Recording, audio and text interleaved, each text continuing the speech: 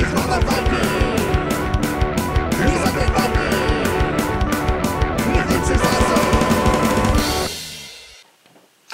everybody, it's me, Lance Meister, Undead Viking. I'm here to talk to you about a game called Champions of Hara today. Champions of Hara is an adventure board game, is the best way to describe it. I am a big fan of adventure board games. I'm a Talisman player from long ago. And, you know, I've been playing a lot of that. I've played a lot of Relic. You know, there's been quite a few of these types of games that have come out in the last 3-4 years, and they've kind of hit or miss. You know, I mean, a recent favorite of mine is actually Arcadia Quest that I've played a lot of. You know, I like the idea of adventure games. You can never play a role-playing game that is a board game. It just doesn't work. You know, because of the fact that you're never really in love, I guess, with the character you're playing. You don't have any kind of an attachment or any investment into them. You just get a board and there you go, and it's some stats and what have you. But a really good adventure board game not only challenges you and challenges the other players that are at the table, but also tells you a story, but also lets you feel heroic when you play it. And I'm happy to say the Champions of Hara does that for me. So I'm going to explain that in my conclusion here in just a little bit. But let me show you how the Champions of Hara looks and how it's played. And then we'll come back here and I'll tell you more about, you know, why I've really enjoyed it and why I think if you're an adventure game lover, I think you should be thinking about putting this on your shelf. All right, cool. Let's do this.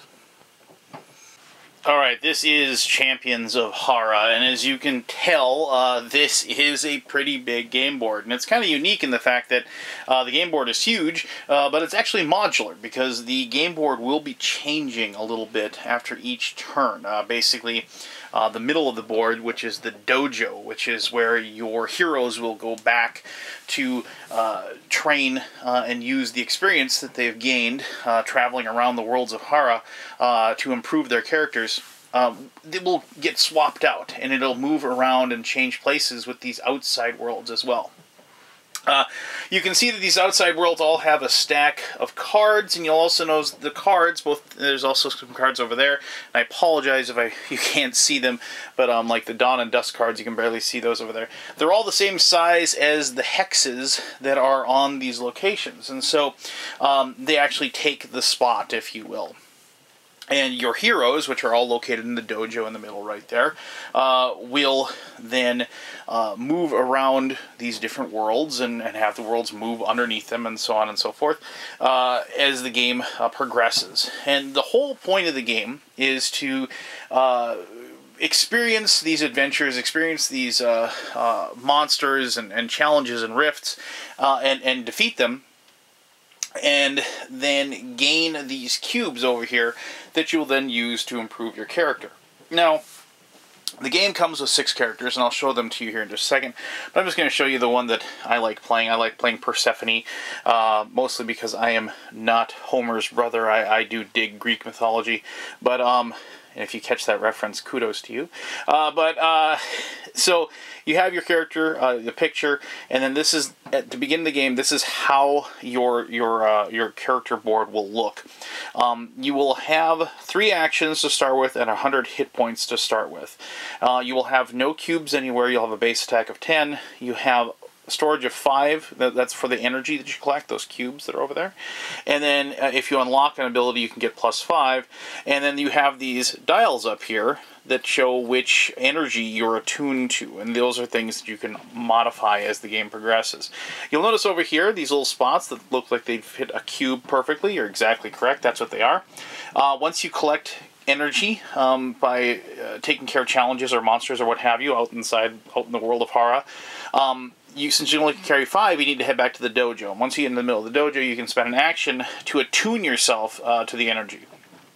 And you have to fill these up before you fill this up. And this is how you win the game, by getting these last cubes. And that means you are actually in the dojo, you attune yourself to all the energies you need. And you have to do the whole thing. You can't, like, I'm going to just tune one blue here and then one red here. You have to have enough to do it, including this. So you have to have all those cubes. Because, I mean, obviously you say, well, you have to have 9 then. Well, yeah, but if you notice here, the middle one here in the green is +5 storage. So you have all 9 of the cubes, you'll go in, and then you will be the savior of the world. And, like, you are the chosen one, if you will. So you go there, and then you just get to do the certain actions, you know, the +1 base action, +10 base attack, +20 max hit points, +50 heal. So you have these abilities. And also, you'll notice that there are these things that say, like, Fangs of Fear and Claws of the Nether Beast. Those are cards that are within your deck. Each character gets a deck of cards, and they match, obviously, the photo. And you draw cards out of your deck for actions, but you also then get to unlock special cards that actually have more powers that you get to add to your deck as well as the game progresses.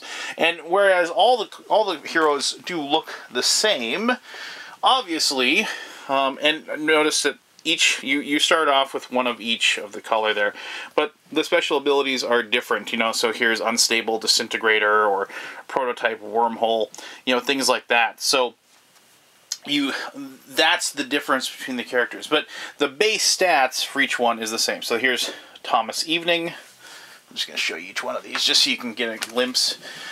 Here's Soph. Auric. And, of course, after Guardians of the Galaxy, what game wouldn't be complete with a giant tree named Leaf? I kind of wish they had used the Viking version of Leaf. It would be kind of clever. But anyway, regardless. And then we have Koru and Kuma, you know, a duo, if you will. And I kind of like this guy, too. I like playing that one. But today I am going to be using Persephone, and just to show you how to play the game. So, you have the deck of cards, as I said, and the first thing you have to do is you have to take out the special abilities that you have or that you gain through, you know, completing your attunements. These are the champion powers that you have, and you can see they're Void Step and Claws of the Nether Beast, Fever Dream, and Fangs of Fear. Now, one of the neat things about your champion powers is that if you have them, you can use them at any time. Whereas most of these cards, these basic action cards, can only be used like when. Oh, I'm sorry. There's another champion power. I forgot to put Void Step in there.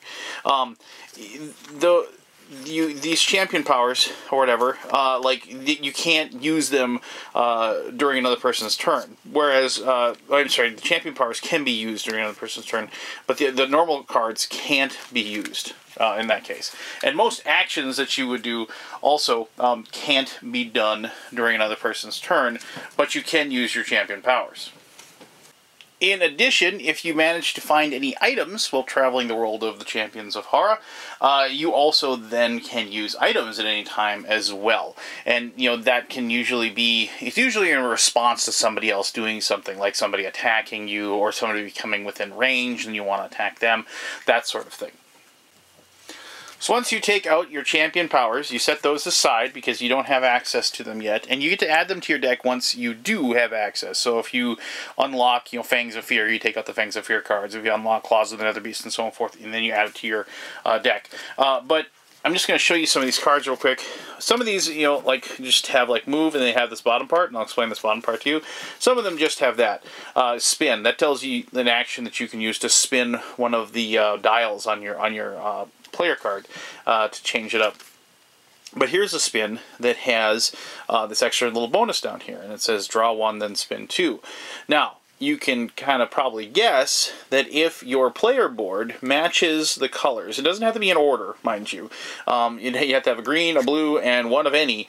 You can then use this ability. So you'll be comboing things together. So, you know, it's like a green. So when you start off with green, blue, red, in this case, you're satisfying what you need to do this, because You have a blue, you have a green, and you have one of any color, and so you could do that. Whereas, like for this leap card here, which allows you to move 2, you don't do that because you have a blue, you have an any color, but you know they're blue. So you'd have to get this over to blue, and then you could use this one. Pretty simple, right? Exactly. But sometimes when you absolutely positively need to be able to use a card that you have in your hand, it is annoying when you're unable to spin or have the right combo of the cards that you need. So you draw 4 cards in your hand to start with, and you always will have 4 cards at the beginning of the game, and then at the end of your turn you draw back up to 4, and sometimes before it comes back to your turn you'll use up your cards. You don't draw back up to 4, so if you use up the cards that you have, then you're unable to have that full complement of cards when your turn comes around. So, but before anybody can do anything, we have to populate the board with the different challenges and monsters and what have you that are going to be on the board. And so the way you do that is, depending on the number of players, you'll draw a certain number of dawn hexes, and depending on the day, you'll draw that many dusk cards. With 2 to 4 players, you draw 4 dawn cards every single time, and then you draw 6 dawn cards with 5 or 6 people. So I'm just going to take this dawn deck here, and I'm going to 3, 4, 5, 6. So we take the 6 cards off the top, and what we will then do is we take these 2 dice, and you can see one's just a normal die, and one has the different colors for the different different realms of Hara, and we'll go ahead and roll these 2. And so red, so we're going to use Oppenheim and spot number 4. Now it might be very difficult for you to see, and I apologize for that, but each spot has a number 1 through 6. Makes sense, right? So you take the top card that you drew, Dawn, and here's the Dawn Kirin. And you can see this is a monster. It has a 20 attack value, it has 60 health, and it says the special ability, if you defeat the Dawn Kirin, you may transport to the dojo immediately. And you can see this is the reward. Now you notice that this is not any color, these are gold. That means you can take 1 of any colors. This is actually a really good thing if you can manage to defeat the Dawn Kirin. So we'll go ahead and put that right there, probably within easy reach of the person to get there and fight it. So then you do the same thing for each other card. So now we have a 2 and gray, so the Bayou or the Bayou, and we're going to have a Gruffalo. And this is okay, this is actually really nice. It's armored and swift. Okay, so swift means immediately when you go into combat, it does damage to you right away. So it does its attack value and damage to you. You can't do anything about it. That's the price to fight the Gruffalo. It has 40 health. The rewards are 2 green and 1 red. And armored means that there are some abilities, the people that do direct attack. Now that is not considered combat. That's like, and some of those abilities are in a range. A direct attack is like just something that does like 20 damage or 30 damage. And if the thing is armored, however, you deduct 10 from that damage that you're doing. Now, that does not help against combat. So if you don't have, because everybody does base 10 damage. If you have 10 damage, you're still going to do 10 damage a round of combat against this thing, even though it's armored. It just defends against the base attack. So we find the number 2. We'll put the Gruffalo there. Let's see what we get here.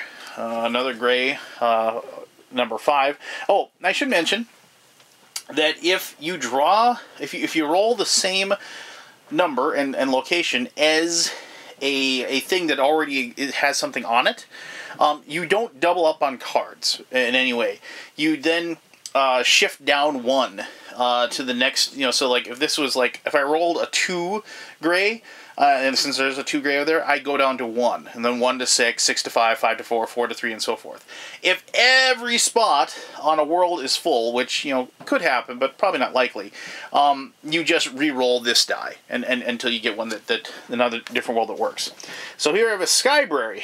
The Skybrary. While on the space, any player may trade in any color of element as though they were at the dojo. After a player makes a trade, discard the Skybrary. So, so we go ahead and just put that right there. So it's like kind of an alternate dojo, if you will, or a one-time shot dojo. So here we go. Perfect. I got a 2 gray. So this one won't go on the 2 gray. It'll go on the 1 gray. So Kikazaru, and it says if you defeat Kikazaru, you may steal one of any color from another player. So we just go ahead and put that guy right there. Let's see if I can get something that isn't gray. Ah, there we go. Blue 2. Primordial Nooch. Squish. When you defeat this monster, you gain 20 hit points. That's pretty cool. And so 2 blue. Right there. And the last one. Orange 1. And finally we have the Wood Oni. And considered to be armored. So there we go. So we have our opening locations and monsters put out. Now, it's only day 1, so we're going to draw 1 dusk card. Now, technically, the dusk cards can kind of end up being a little more difficult in some cases, so, you know, that's just the way it is, because the world is kind of falling into darkness, if you will, and so, like, as you go on, like, as each day goes, you'll draw more and more of these. So, Dusk Kirin is what we got. And the Dusk Kirin, much like the Dawn Kirin, if you defeat the Dusk Kirin, you may transport to the same place as a player that is not in the dojo. So, alright, we'll go ahead and roll 2 and purple.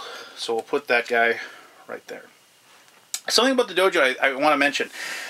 It is considered to be off limits to combat. You can't attack somebody that's in the dojo, but only this spot is considered to be the dojo. The rest of these locations, you're open game if somebody has an ability or an attack they want to use against you.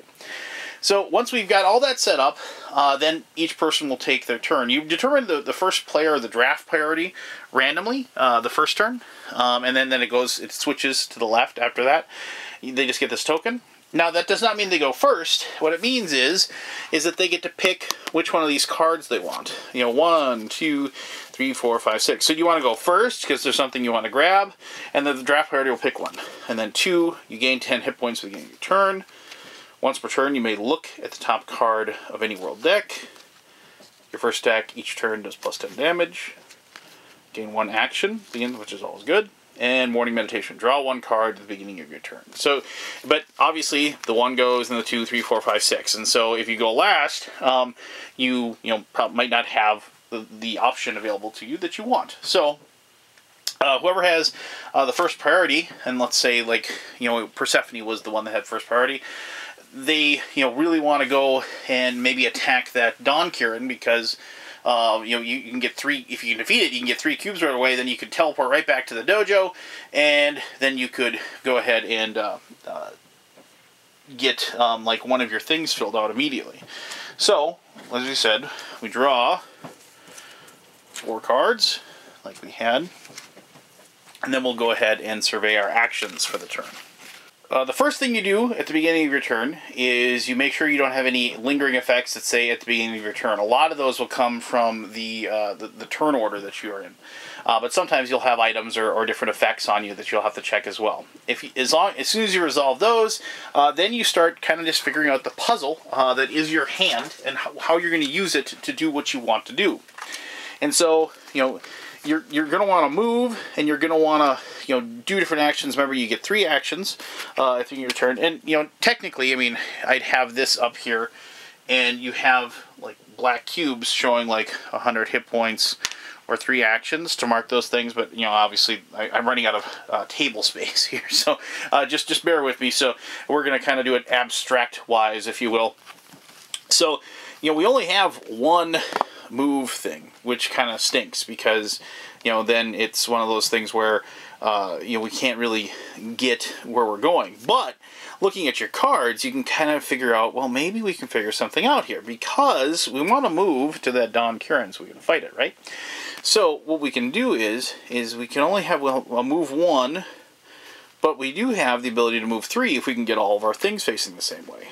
So we do have a spin, we can change 1 source, but we need something to change 2 sources. But remember, we had this spin that actually has the whole thing. We can use this special power. And so we can go ahead and use that to spin 2. So we're going to go ahead and, as our first action, play that card. It allows us to draw 1 from our deck, which we will. And we got another move space, but that's not really going to help us because we only have 3 actions. Maybe we want to do 1 last action after we're done because remember we get to immediately move back to the dojo. And we can use an action to use that ability. So what we're going to do is we're going to use that spin And remember, we just need 2 red in any color. So what we can do is we can spin 2, and we don't really need to spin 2 because we can just go ahead, spin that one to red. So now we got that satisfied. But let's take a make sure that the attack buff has a plus 20 smack on there. So then we can actually use that as well. So what we can do is we will go ahead and get that set up. So we're ready to do our 2 moves. So we can move 3, and so we will move Persephone. 1, 2. We could go 1, 2, 3 if we wanted to. We can't go through the center, remember. Those are kind of blocked off. But we'll go ahead and move to that location like so. And now, as soon as you move into a spot with a monster, then you are fighting. So we've gone ahead and done 1 action. Now we're going to fight that creature.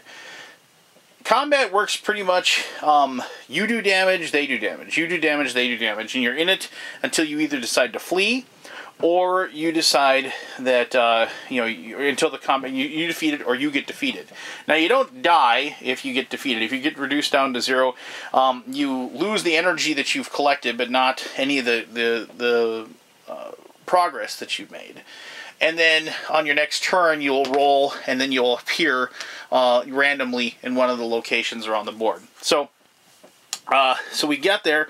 So we have an attack value of 10. It has a health of 60, and so but we can go ahead and use this. Remember, we've changed our dials to match that, so we can get a plus 20 attack. So our first attack will do 30, and so we'll spend that one to do that, and then it does 20 to us.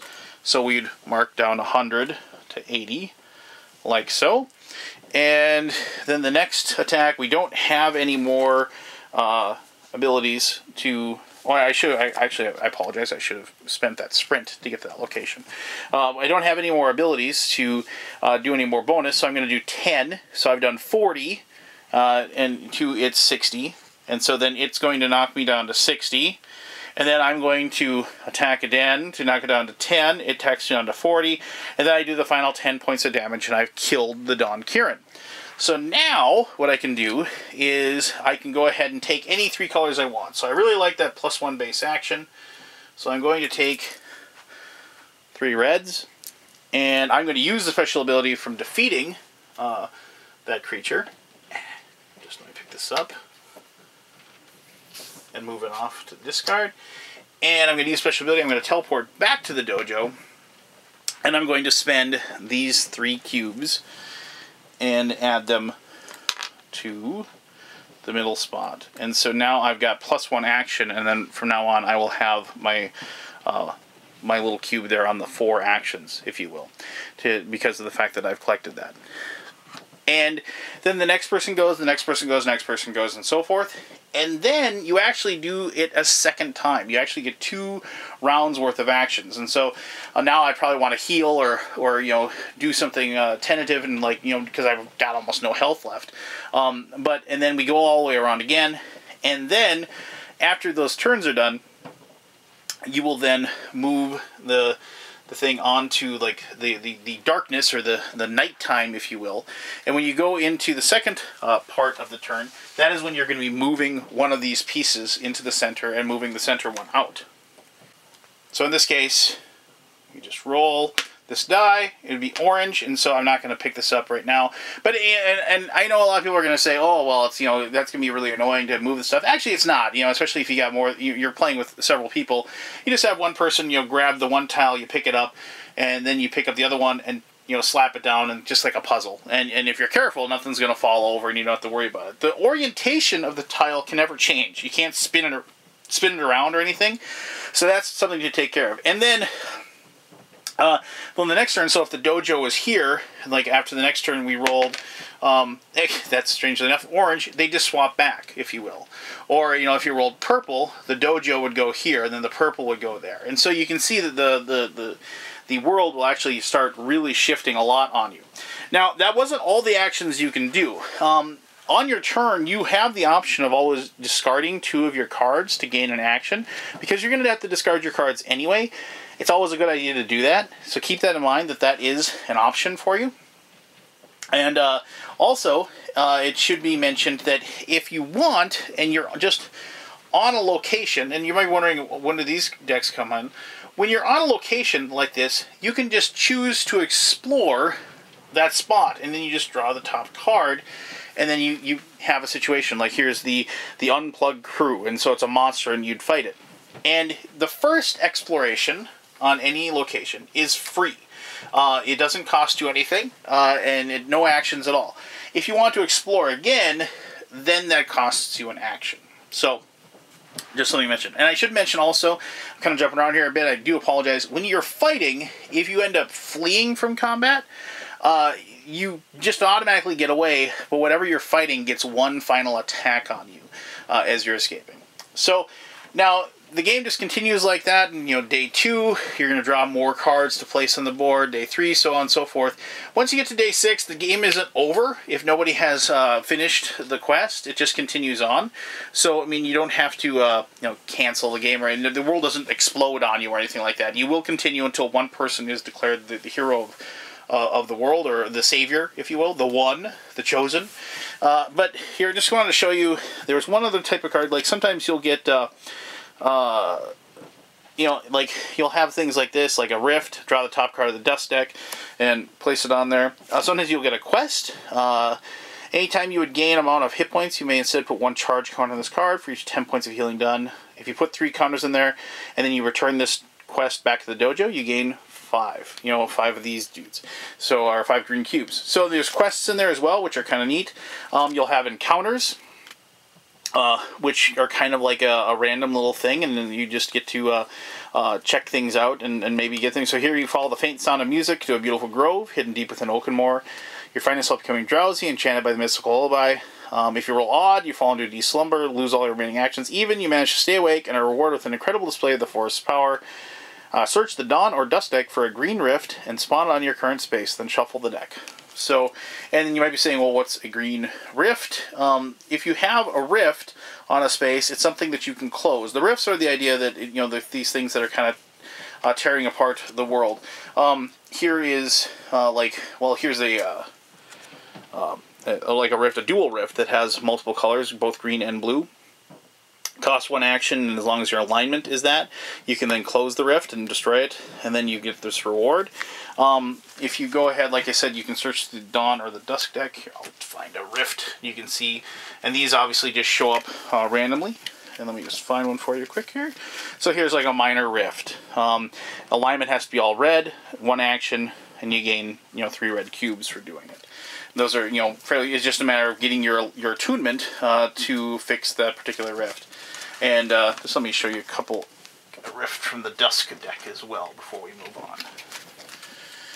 So here you go. Here's a Mega Rift. It costs 2 actions to do. You have to have 1 of each. But look at the reward. You get a ton of cubes for pulling that off. And so there's all kinds of things. And there's also, like in the Dust deck, there's things like this guy, the Leviathan of Huracan. Swift. It drains. It's got a critical. Oh, the critical. I should explain that. The critical actually. The person next to you, to your left, will roll at the beginning of each combat, and they'll roll a die, and if they get a 5 or a 6, the critical effect of whatever monster you're fighting goes off. And so you'll have to undergo that particular effect. So, well, there you go. I mean, that should give you a really good high-level idea of how to play Champions of Hara.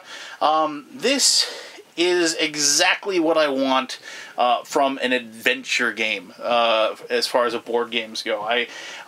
There's been quite a few of them out there, and they've been really hit or miss for me lately, but Champions of Hara really has shined for me. I love the different decks. I love the whole randomness of it. I love the storyline too. I mean, I love the whole.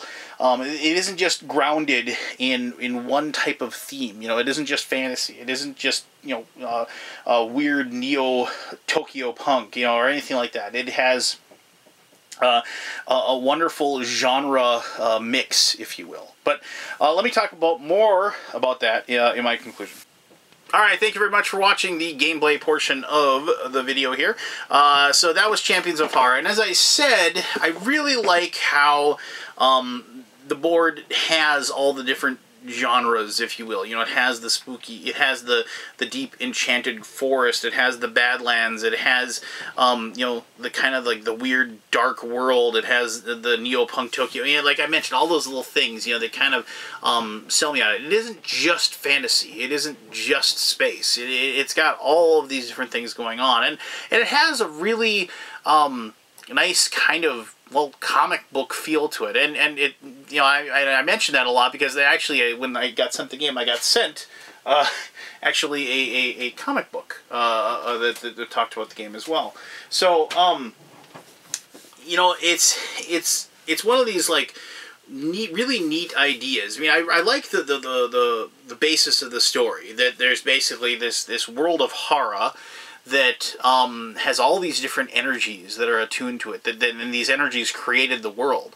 And at the same point, these energies are really unstable, and so every time when both of the suns or that are going to go into eclipse, that Hara goes around, when that happens, the energies explode and destroy the world. And, you know, and then they restart. Well, so the people that are living on Hara don't want that to happen. And so they found all these different people and creatures and what have you out in the universe that are attuned to the energies of Hara. And they've summoned them. And the person that, you know, and apparently they've done this many, many times. And so, like, there's this one person who summons all these people that did it before. Like this elder. And they're looking for one person to take that person's place, and so you are one of those people, and that's incredibly epic. That's a movie, you know. I mean, and or a novel that I've read, or, you know, it's something that fits just wonderfully perfect, and I really enjoy that aspect of it. Now, it would have been so easy, you know, for them to try to go semi-cooperative with this, or even co-op, if you will. But, I mean, the whole thing is that you want to be the one, you know, because if you are the one, then you've got unlimited power and all these different, you know, abilities, and you become, like, the greatest focus of this energy in the universe. And so, yes, I mean, it sounds maybe a little, you know, selfish, that you're willing to give the beatdown to the other players, you know, other entities, if you will. But it's kind of a survival of the fittest thing, too. I mean, you're racing to do this, and the person that can do it the quickest and most efficiently, well, shouldn't they be the chosen one? Shouldn't they be the one, if you will? So, I mean, I do like that, and I like the fact that they didn't go with this weird kind of semi-co-op aspect to it. So, I like to think that the people that lose aren't destroyed, though. I'd like to think that maybe they just have to go back to where they came from and just say, oh, well, I could have been the most powerful person in the universe, but unfortunately I'm not, you know, and live with that for the rest of their lives, which, you know, maybe isn't as good as being destroyed, if you will. But, anyway, so,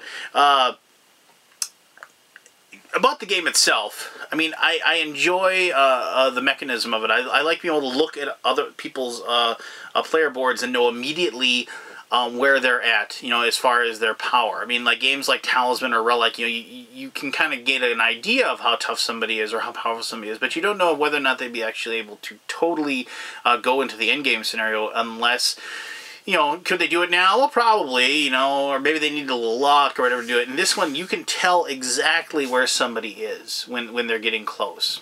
And so you have this wonderful decisions to make, like, do I try to slow them down, but that kind of slows me down as well, or do I just try to, you know, full throttle, try to pull off a win myself? You know, I like the fact that the delicate balance between each person kind of being the same, but also having those special powers. You know, I enjoy that aspect as well. And the fact that you're not doing roll and move is which, you know, seems to be like a lot of times games like this fall back on, really makes me happy. I mean, just the fact that you have to come up with that puzzle with the cards. And so you have a game that, you know, thematically and, you know, because of the randomness and chaos of it, it feels sort of like, you know, thematic or Ameritrash, if you will. I hate that term. But it has these nice Euro elements. You have resource collection. You have hand management. You have that little card puzzle that you're playing each and every turn. And it kind of bridges the gap a little bit between those two genres, two types of games, if you will, and does it really well. So, you know, I guess if you like adventure games, I'm blanking on the name of it, but there was an adventure game that came out quite a while ago, and it had a reprint like a year or two ago, and Chivatel was the was the designer, and of course I can't think of the name of it, and somebody will post and say it. You know, I'm just drawing out a blank right now. But this one, in a way, sort of reminded me of that, but not exactly. I mean, this is its own entity, and it is its own encapsulated game.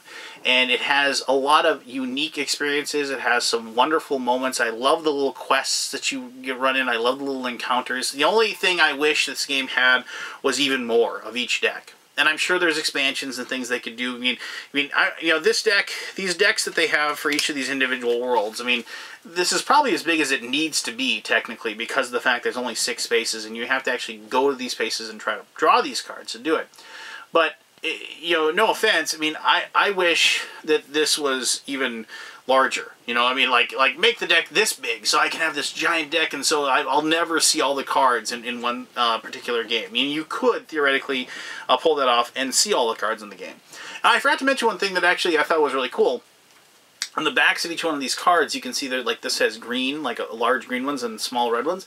It kind of tells you what kind of energy, theoretically, you're likely to get by going to these spots. And so, like, that was on the Bayou. But if we go ahead and pull up over here, the Arachi Wastes, these Badlands, you can see, like, the blue is big, and the green is small. So I like, you know, it's just little touches like that really make the game, in my opinion, at least for me, if you will. So I love the game. I love it to death. I enjoy these types of adventure games, and because of the interaction between everybody playing, you know, everybody's kind of watching everybody's turn, watching what they do. I love the whole mystery of turning the card over and seeing what you get. I love the random placement of the items, you know, seeing where these crazy little monsters or what have you, or these rifts pop up around the world. I mean, that whole aspect of the game, it's just, it draws you in. This is an immersion game, and you're going to kind of get into it and enjoy it a lot. And especially, like I said, if you're a fan of adventure type games, if you will. So there you go. That's Champions of Hara. If you have any questions about the game, I'd love to hear those. As always, I greatly appreciate you taking the time to watch this video. And until the next one, you have yourself one heck of an awesome day. All right. Bye-bye.